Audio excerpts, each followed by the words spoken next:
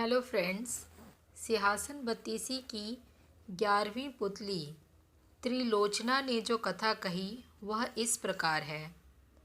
राजा विक्रमादित्य बहुत बड़े प्रजापालक थे। उन्हें हमेशा अपनी प्रजा की सुख समृद्धि की ही चिंता सताती रहती थी। एक बार उन्होंने एक महायज्ञ करने की ठानी। असंख्य राजा महाराजाओं, पंडितों और ऋषियों को आमंत्रित किया। यहाँ तक कि देवताओं को भी उन्होंने नहीं छोड़ा। पवन देवता को उन्होंने खुद निमंत्रण देने का मन बनाया तथा समुद्र देवता को आमंत्रित करने का काम एक योग्य ब्राह्मण को सौंपा। दोनों अपने काम से विदा हुए। जब विक्रम वन में पहुँचे तो उन्होंने तय करना शुरू किया ताकि पवन देव का पता ठिकाना ज्ञात हो। योग साधना से पता चला कि पवन देव आजकल सुमेरु पर्वत पर वास करते हैं। उन्होंने सोचा, अगर सुमेरु पर्वत पर पवन देवता का आवाहन किया जाए तो उनके दर्शन हो सकते हैं। उन्होंने दोनों बेतालों का स्मरण किया तो वे उपस्थित हो गए। उन्होंने उन्हें अपना उद्देश्य बताया। बेतालों ने उन्हें आनन फानन में सुमेरु पर्वत की चोटी पर पहुंचा दिया। चोटी पर इतना तेज हवा थी कि पांव जमाना मुश्किल था। बड़े बड़े वृक्ष और चट्टान अपनी जगह से उड़कर दूर चले जा रहे थे, मगर विक्रम तनिक भी विचलित नहीं हुए। वे योग साधना में सिद्धहस्त थे, इसलिए एक जगह अचल होकर बैठ गए। बाहरी दुनिया को भूलकर पवन देव की साधना में रत हो गए। ना कुछ खाना, ना पीना, सोना और आराम करना, भूलकर साधना में लीन रहे। आखिरकार पवन देव ने सुधि ली। हवा का बहना बिल्कुल थम गया। मंद मंद बहती हुई वायु शरीर की सारी थकान मिटाने लगी। आकाशवाणी हुई, हे राजा विक्रमादित्य, तुम्हारी साधना से हम प्रसन्न हुए। अपनी इच्छा बता। विक्रम अगले ही क्षण सामान्य अवस्था में आ गए और हाथ जोड़कर बोले कि वे अपने द्वारा किए जा रहे महायज्ञ में पवन देव की उपस्थिति चाहते हैं। पवन देव के पधारने से उनके यज्ञ की शोभा बढ़ेगी। यह बात विक्रम ने इतना भावुक होकर कहा कि पवन देव हंस पड़े। उन्होंने जवाब दिया कि सशरीर यज्ञ में उनकी उपस्थिति असंभव है। वे अगर सशरीर गए तो विक्रम के राज्य में भयंकर आंधी तूफान आ जाएगा। सारे लहलहाते खेत, पेड़ पौधे, महल और झोपड़ियाँ सब की सब उजड़ जाएगी। रही उनकी उपस्थिति की बात, तो संसार के हर कोने में उनका वास है, इसलिए वे अप्रत्यक्ष रूप से उस महायज्ञ में भी उपस्थित रहेंगे। विक्रम उनका अभिप्राय समझकर चुप हो गए। पवन देव ने उन्हें आशीर्वाद देते हुए कहा कि उनके राज्य में कभी अनावृष्टि नहीं होगी और कभी दुर्भिक्ष का सामना उनकी प्रजा नहीं करेगी।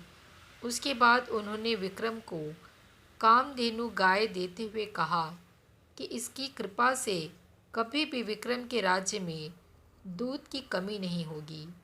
जब पवन देव लुप्त हो गए तो विक्रमादित्य ने दोनों बेतालों का स्मरण किया और बेताल उन्हें लेकर उनके राज्य की सीमा तक आए।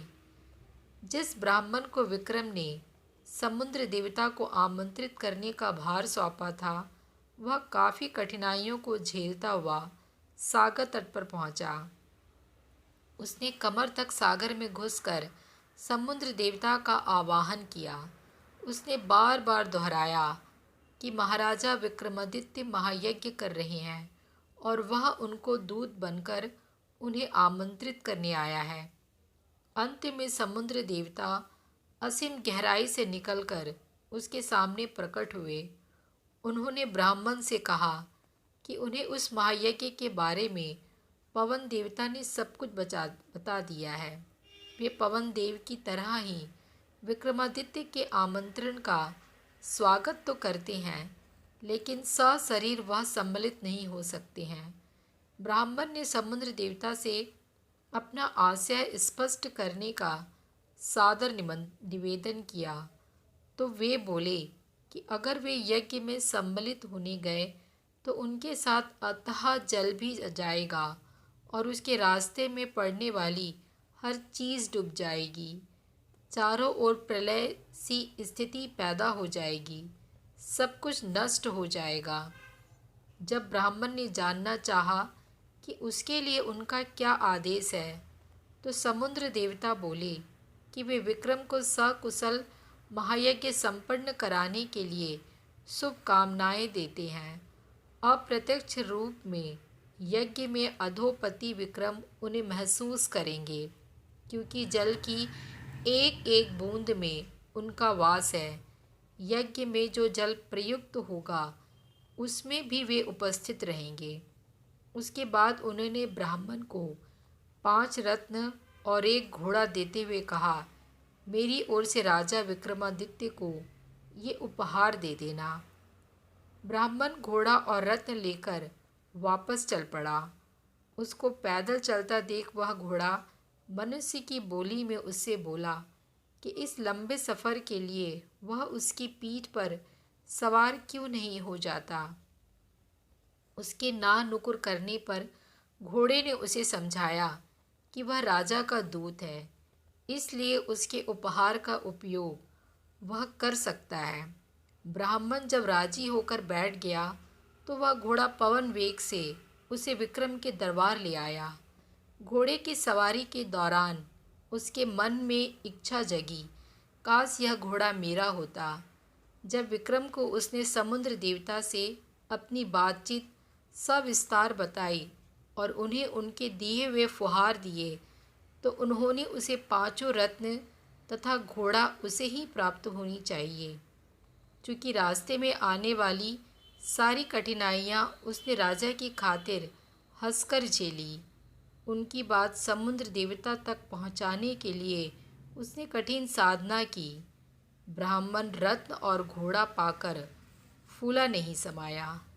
तो मिलती हूँ अगली कहानी में।